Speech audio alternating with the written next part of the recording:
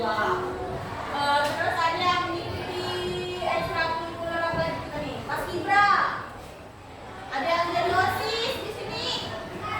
Ada yang jadi OSIS. Berarti siap untuk menjadi pemimpin. Di mana kita ini akan mengasah keterampilan kita agar bisa lebih berkembang.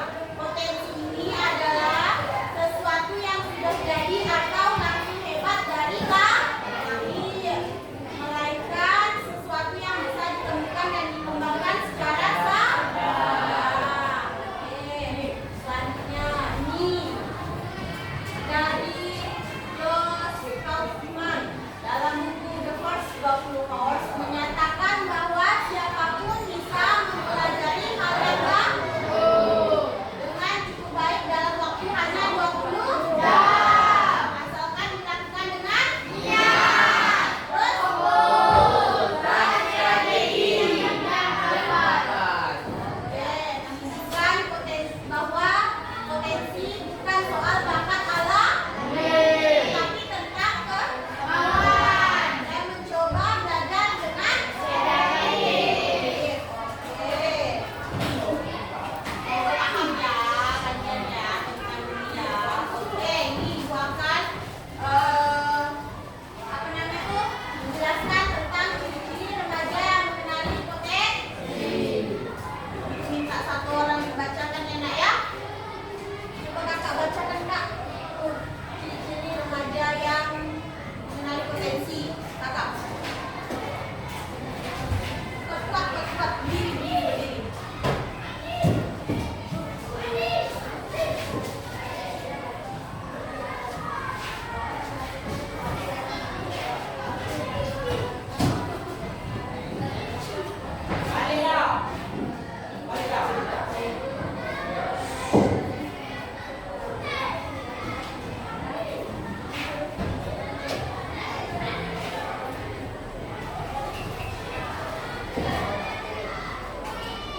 Jadi di sini ciri-ciri remaja yang mengenali potensi diri. Biasanya kalian penasaran kan, pengen tahu sesuatu kan? Kayak misalnya yang mau menjadi pembalap. Nah, contohnya menjadi pembalap. Penasaran nggak main motor? Terus salah satu potensi. Terus tentang melakukan sesuatu dalam waktu lama dan tanpa rasa bosan. Kayak anak pramuka, jangan kan berhujan, berpanas kan? Udah, dia sesak napas tuh tak tinggalkan pramuka itu kan? Berarti itu merasa potensi, merasa puas atau hidup saat menjalani kegiatan. Senang nggak anak pramuka kalau menjalani kegiatan? Apalagi kalau itu lomba. Terus orang lain yang memuji keterampilan yang dilakukan dengan mudah. Misalnya ibu nih muji kakak, ya Allah kakak ini menang juara 1 ikut lomba PNI misalnya kan. Senang nggak kalian? Senang. Kalau dikasih hadiah? Senang. Senang. Terus ingin terus mencoba dan memperbaiki diri dalam bidang tersebut. Kalau gagal, bangkit lagi. Kalau gagal, bangkit lagi. Itu juga salah satu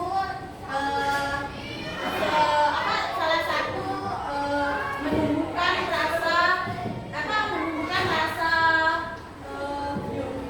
peduli kita terhadap bidang yang kita kuasai.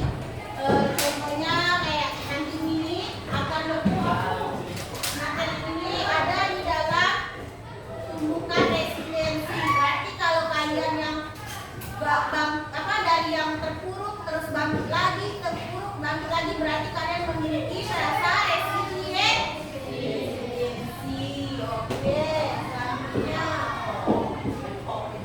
manfaat mengenali potensi sejak remaja. Coba raga, bacakan ibu raga, berdiri raga. Membantu memilih jurusan sekolah atau kuliah yang tepat, meningkatkan motivasi belajar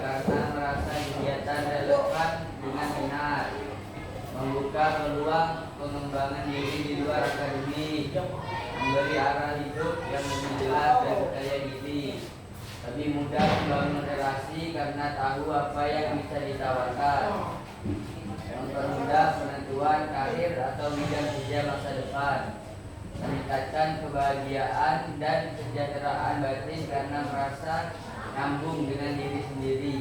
Oke, manfaatnya ya dilakukan. Jadi dari potensi ini kita bisa memahami jurusan apa yang mau kita pilih nanti. Udah pernah kan ibu bahaskan tentang jurusan karir kan? Kalian sekolah lanjutan apa yang kalian mau kan?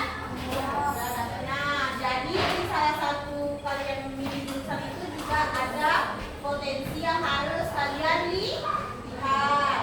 Ada yang dikembangkan. Terus selanjutnya itu meningkatkan motivasi belajar, karena kegiatan yang diminati kalau tidak termotivasi jadi malas-malasan. Terus membuka peluang pengembangan diri, misalnya kayak OSIS kan, kita mengikuti OSIS nih, pastikan nanti biasa ada kegiatan OSIS tuh yang ada di luar sekolah. Jadi kalau di luar sekolah kita mengikuti OSIS, kita kan membawa nama sekolah kita. Terus kita dari manfaat dari kita membawa nama sekolah kita jadi mengenal teman lebih banyak. Oke. Lalu selanjutnya memberikan arah hidup yang lebih jelas dan percaya diri. Kita harus percaya diri. Jangan malu, jangan minder. Kalian itu punya kelebihan dan kekurangan. Kalau ada kekurangan bisa diperbaiki.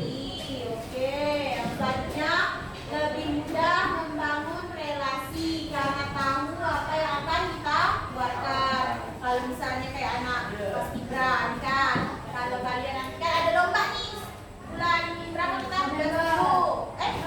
Bulan 11 kan?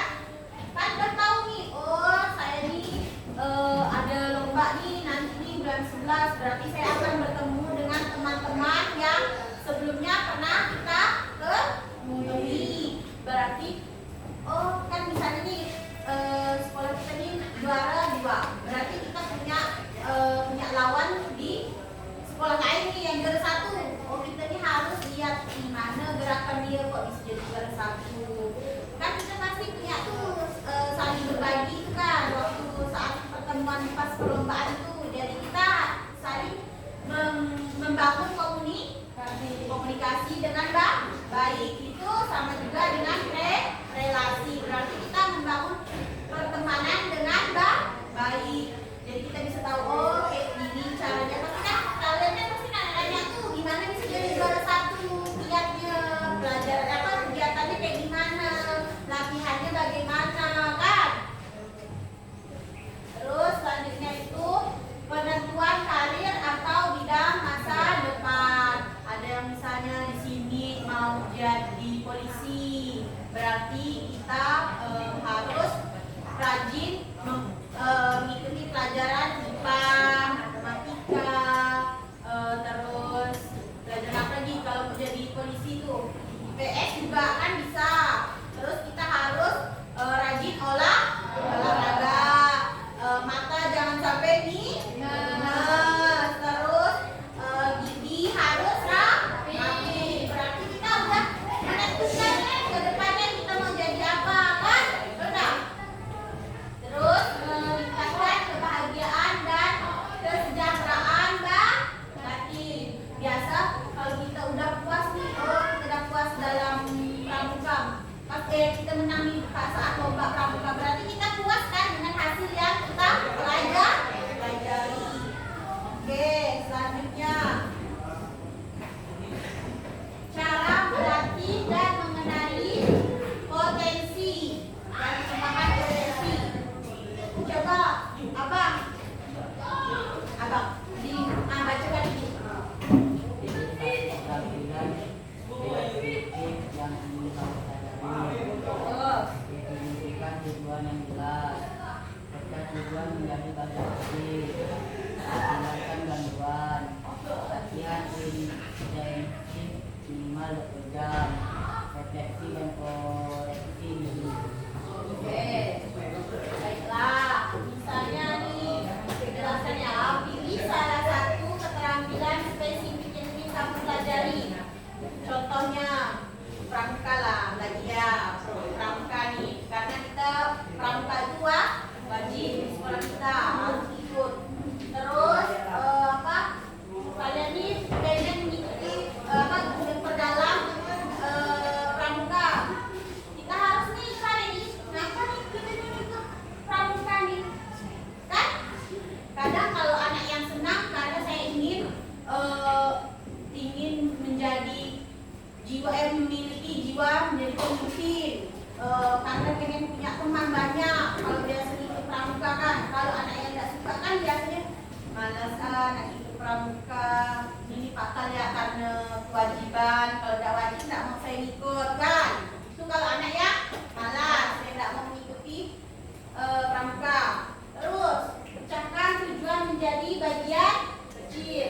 Tujuannya kita milih tujuan ini karena yang tadi anak yang malas nih ikut karena mau ngambil nilai ya, karena dipaksa sama wali kelas. Terus ini hilangkan gangguan. Anak yang senang pramuka biasanya misalnya ada hasutan dari kawan-kawannya, udah nggak usah ikut pramuka lah, nggak penting bah pramuka tuh. Tapi dia karena memiliki jiwa ingin tahu tentang pramuka, dia tetap mengikuti pramuka. Tapi kalau anak yang malas, dia bisa ikut terhasu, tidak mengikuti pramuka. Terus latihan intensif minimal 20 jam. 20 jam tuh lumayan, maksud itu 20 jam bukan 20 jam lalu kalian tuh seharian mengerjakan pramuka, enggak. Bisa dilakukan bertahap. Terus nih refleksi dan koreksi diri. Kalau anak yang senang pramuka pasti akan mengoreksi nih, kenapa saya ini tadi tidak dipilih menjadi ketua apa namanya tuh pramuka misalnya kan, kelompok torgu. Kenapa saya tidak dipilih? Tapi kalau anak yang malas, alah tidak penting bahkan menurut dia tuh tidak perlu benar bagi ikuti pramuka, yang penting ambil nilai aja. Terus selanjutnya faktor yang mempengaruhi pengembangan potensi. Mana di sini ada dukungan lingkungan. Misalnya ibu pengen menjadi penari. Ibu pengen menjadi penari. Kadang ada yang tidak mendukung. Kadang contohnya orang tua. Padahal kita tuh berbakat dalam menari. Terus kalau kita mau menjadi penari yang hebat, kita kan harus berlatih. Tapi kadang orang tua kita tidak mengizinkan. Jadi kita coba-coba pelan-pelan mengikuti kegiatan ekstrakurikuler nari kan di sekolah. Terus akses terhadap informasi. Biasanya anak yang pengen tahu, mengasah bakatnya, kita mencari dengan handphone. Zaman sekarang sudah canggih. Kita bisa searching tuh cara menari itu kayak gimana. Kan udah banyak nih yang main TikTok kan. Nggak ikut ekskul menari kan udah menari kan, kalian kan. Betul. Terus kebiasaan dan disiplin. Kadang kalau kita menjadi penari yang hebat, kita harus memiliki disiplin yang tinggi. Karena menari tidak asal-asalan. Terus self talk atau mentalitas, dimana kita berbicara kepada diri kita sendiri. Bener nggak nih yang aku ini? Bener nggak nih potensi yang aku miliki? Aku nih mau mengasah diri aku nih menjadi penari yang hebat nih kan. Terus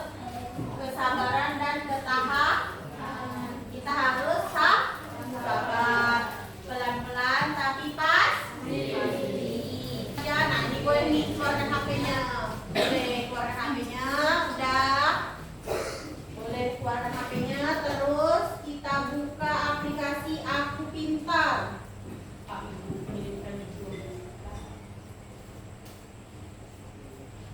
Ada enggak Kak Aku Pintar? Aku Pintar ya itu tulisannya. Ada enggak di Google? Di Google nak.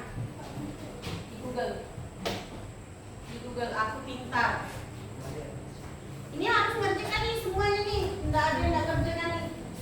Makanya ibu tadi bilang suruh teteri kawannya. Ada enggak aplikasi Aku Pintar? Ada? Aku Pintar? Kakak ada? Nah, tuh udah buka aplikasinya Aku Pintar. Ada enggak Bang? Ada ragam. Paling atas klik tuh. Kan ada tuh, yuk coba tes gaya belajar minat pintar. Ada enggak?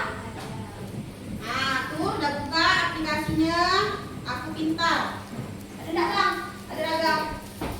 Paling atas klik tuh. Kan ada tuh, yuk coba tes gaya belajar minat pintar. Ada enggak? Ada, udah. Terus klik nih, ikuti tes sekarang. Klik. Udah? Udah belum? Gimana?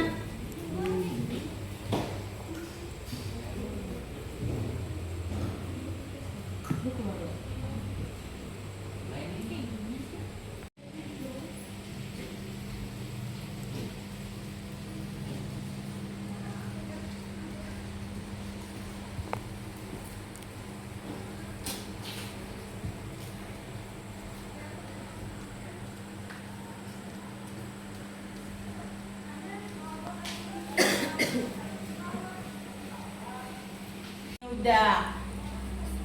Ini nak, ini menentukan kelompok kalian nanti nak, soalnya. Dah, lihat hasil ya. Lihat hasil. Dah. Apa hasilnya mau? Apa tuh? Visual, terus 26, audiotori, kinestetik. Kakak paling tinggi apa? Audiotori, berarti kakak visual. Oke. Simpan dulu Kak, simpan.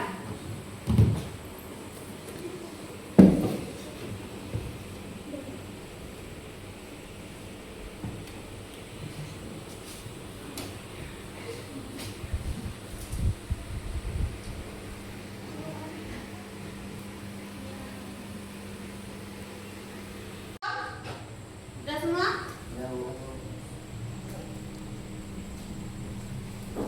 Jangan lama-lama ya, 15 menit aja.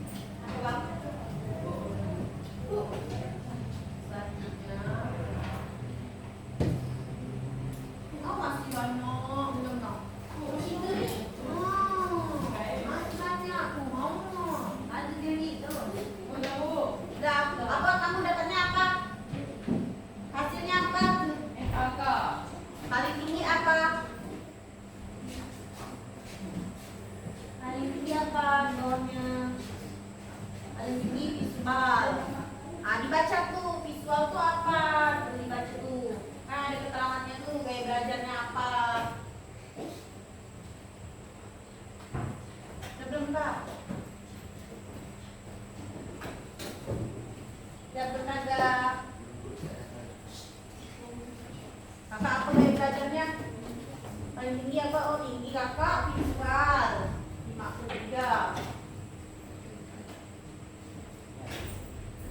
Nanti habis ini langsung kita duduk per kelompok. Siapa yang visual dan oke, berkelompok ya nak ya. Cari kelompok yang auditori dulu. Auditori dulu, mana auditori? Mana yang auditori? Berdiri auditori, berdiri dulu. Auditori. Pindah ke sini auditori. Pindah sini nak yang auditori. Pindah. Ini yang visual. Kelompok visual.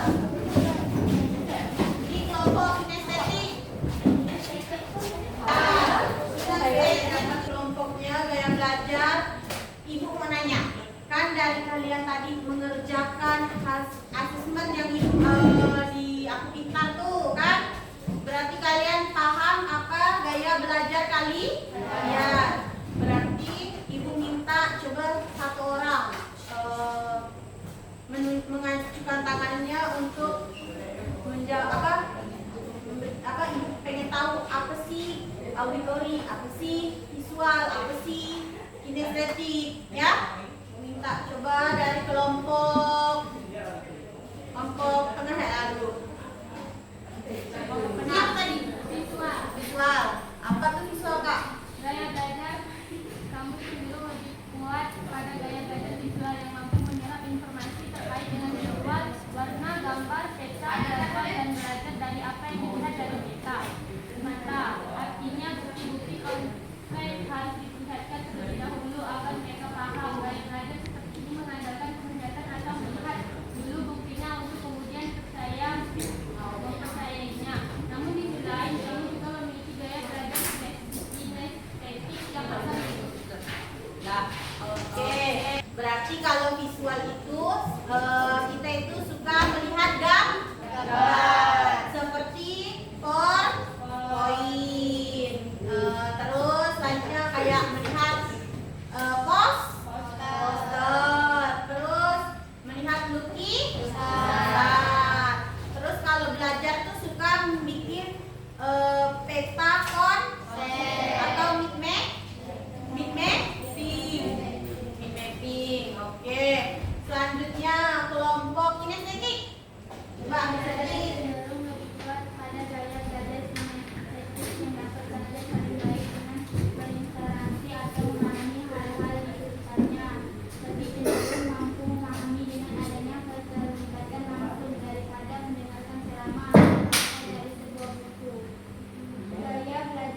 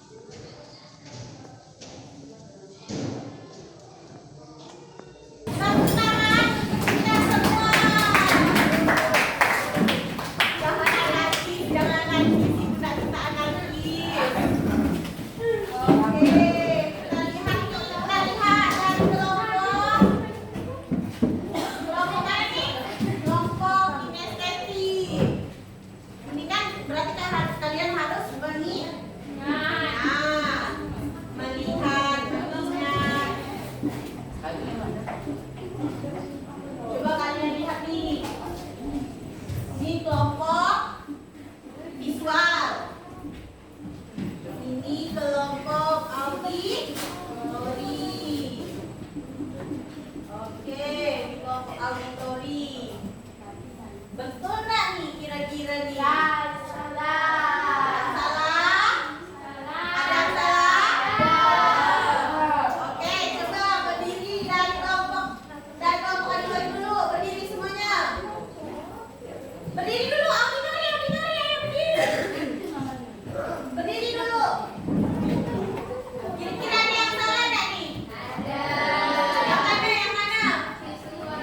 Visual. Yang visual. Yang mana? Ini dia. Salah. Ini salah. Terus, mana lagi yang salah? Dada. Ini betul dada. Kok kalian dapat dua ini ya? Aku kalian kelompok lain. Memang dah. Ayo, dah salah.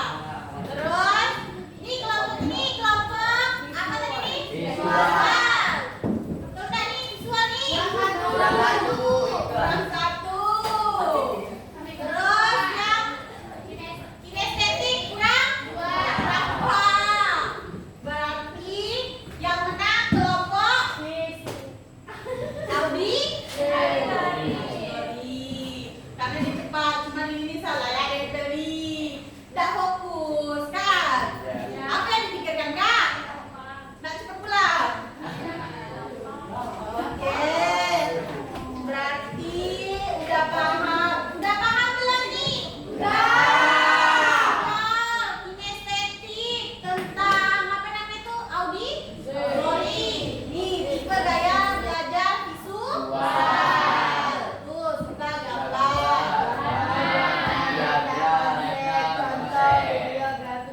Oke, berarti kalau visual itu melihat. Kalau auditori itu mendengar. Suka berdiskusi. Mendengarkanmu? Ada kan yang biasa orang kalau misalnya belajar harus tenang, dengarkan musik kan? Salah satunya orang auditori. Kalau kinestetik itu lebih suka bereksperimen, terus suka terjun langsung ke lapangan kayak bercocok tanam, olahraga, tuh suka tuh. Terus selanjutnya, ini if you real and spending time to do something, it will never be done. If you want to find them, you must make time. Oke, selanjutnya udah habis. Oke.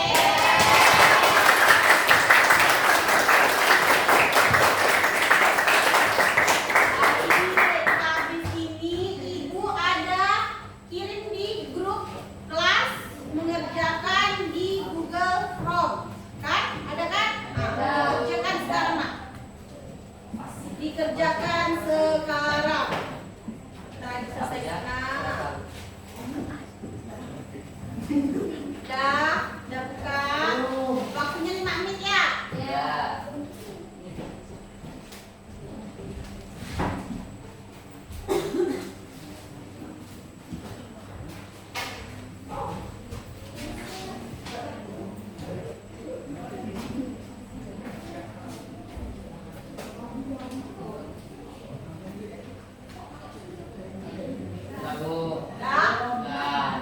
Alhamdulillah selesai dah. Oke. Selanjutnya bentar ya nak ya. Lalu alhamdulillah sudah selesai. Ibu akan menarik kesimpulan dari pembelajaran kita hari ini. Oke. Coba satu kelompok satu yang menjelaskan kesimpulan dari pembelajaran kita hari ini. Coba kelompok ini, coba simpulkan dari pembelajaran hari ini. Menurutmu bagaimana pelajaran hari ini? Apa yang kamu dapatkan?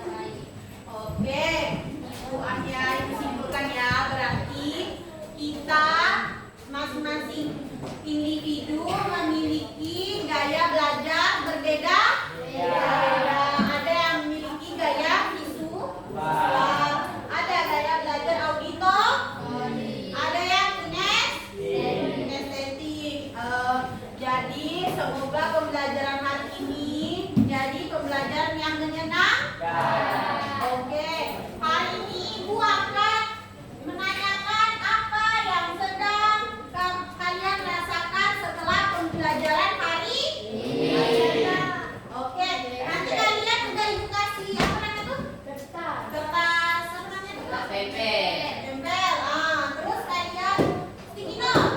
Sticky note udah kasih Ibu kasih sticky note, kalian tempelkan di bagian stiker-stiker ini sesuai perasaan kalian. Oke, boleh maju dari kelompok. Kita cek dulu. Biar nggak berebut.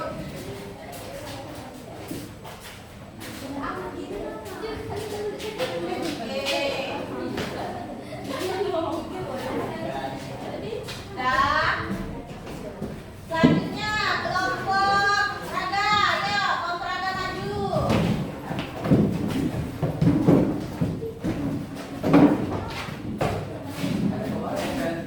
Nggak apa.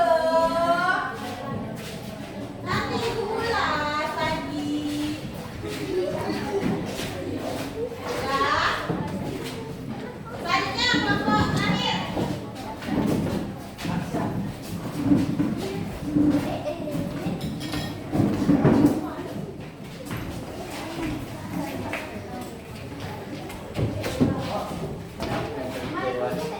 Oke, dah. Udah ya, berarti ini perasaan kalian masih ada yang kecewa, ada yang begini kecewa. Emang kenapa begini kecewa nih? Hah? Bilang pelajaran itu apa enggak puas kan ya? Terus ada yang lelah, mungkin karena kita bentar lagi mau pulang, daripada pengen cepat-cepat pulang. Terus tenang, ada yang merasa senang. Baiklah, ini pembelajaran ini akan kita lanjutkan untuk minggu depan tentang materi kelola emosi. Oke, minggu depan kembali lagi bersama Ibu untuk materi pembelajaran perasaan kalian. Kelola emosi. Oke, baiklah. Terima kasih Ibu ucapkan kepada kalian untuk pembelajaran hari ini. Semoga kita sehat selalu, bahagia selalu. Semoga anak Ibu menjadi anak yang baik-baik. Baiklah, sebelum kita menutup pembelajaran, sebaiknya kita berdoa. Ibu minta yang memimpin berdoa, Bang. Pimpin berdoa. Ayo, Bang. Menutup pelajaran hari ini, marilah kita berdoa menurut kepercayaan masing-masing. Berdoa mulai.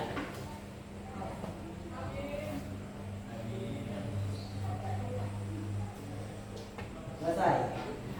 Oke. Terima kasih banyak. Mungkin Ibu banyak kurangnya, lebihnya hanya Allah Subhanahu wa taala yang tahu. Ibu akhiri pembelajaran hari ini. Billahi taufiq wal hidayah. Wassalamualaikum warahmatullahi wabarakatuh.